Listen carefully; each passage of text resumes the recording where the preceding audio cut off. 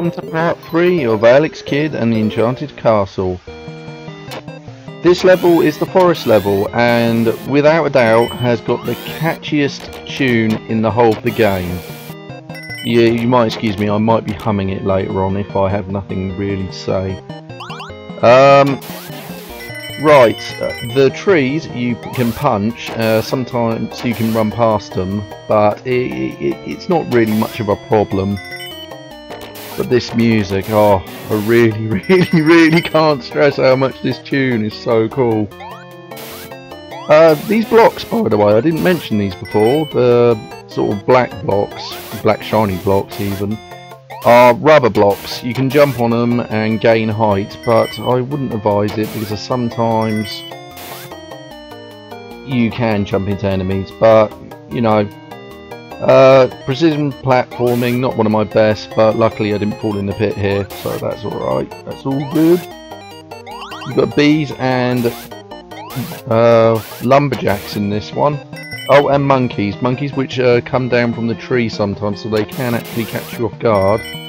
The lumberjacks actually can cut through the trees,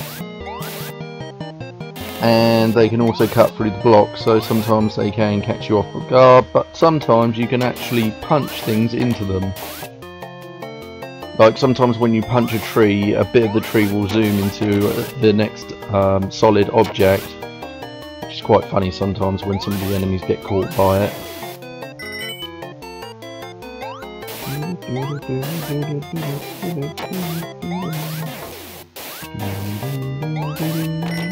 Sorry, I'm getting sidetracked. The lower path is actually the better one to take here, as there's quite a lot of enemies at the top and you just don't know where you're going generally. It's usually just, it's straightforward, it's a side scroller, which means it's just left to right, but in this case it's right. You go right to progress through the whole of the game really. Those holes in the tree represent nothing really. Oh, here we go. This is the next guardian, he's the bear, which he will also be required for you to use a necklace with. But this, I think he's about as hard as the princess. I always find his design very strange. Like one of those guys, like a lazy man design, you know, you've got your vest, you've got your shorts. Yeah, I don't know what else to really say about this apart from sometimes, I was lucky here, but sometimes when they do their move, just at the last minute they will switch it.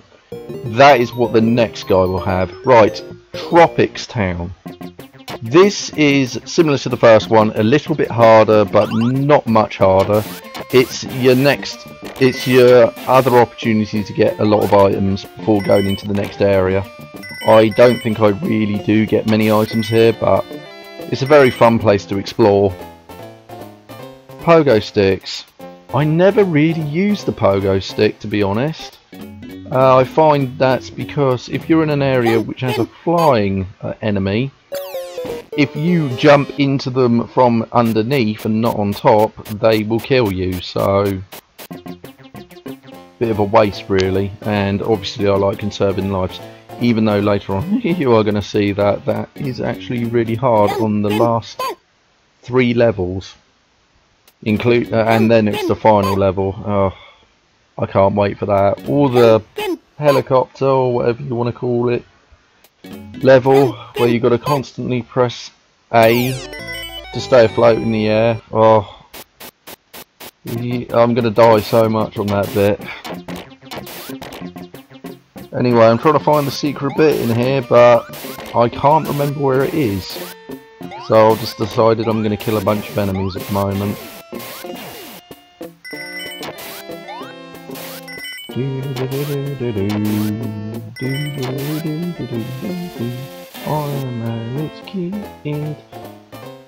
Do I get this? No, I don't, because I've already got 2. Even though they're not really useful in any other zone apart from the first one. Like, the gimmicks are here, but certain gimmicks you can only really use in a couple of levels, because at the minute The motorbike, when you go forward, as you know, you lose it when you collide into something solid.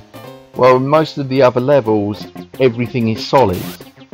So you have to be pretty coordinated, which I am not, to actually navigate through a zone. These, I think I do stock up on these, because obviously when you die, and you will lose this item, and this is the lifesaver of the game. Like I said, it should have been a default item. It didn't end up being the case, because normally Alex just kicks and punches everything, or as the manual says, splats everything. Though I've never seen him throw anything like, I don't know, a pie or something, because that's the only thing I can think that goes splat. I'm trying to find the ruins. I think I find it eventually. Just takes a bit of time. Right, so this is a nice environment too. It's meant to be a town, but it looks more like a fort to me, especially with its walls on the outside. As if anything's going to come in and rock, paper, scissor them to death. Charge! Jenkins! Whatever he says, I have no idea. I swear, when I was younger, I thought he said but you know, that is because I was a child and very immature, and I've grown up a bit now. I wouldn't say that much, but still, grown up some. The aeroplanes are in these ruins. I have no idea why they're in the ruins, just to try and make it a bit harder, but it doesn't end up being the case. As you saw, I got another one of those necklaces. Stocking up on those necklaces is a good idea, because there is 2 more guardians left. There's the 6-armed cheating bitch and a wizard, and this is the one who decides to change his mind at the last second, which we'll be coming to in a minute. I can't remember if I'm doing anything else. Yep. No, I think that's too much, so I don't even bother with that. So I'll just move on to the next zone. So see you in part 4.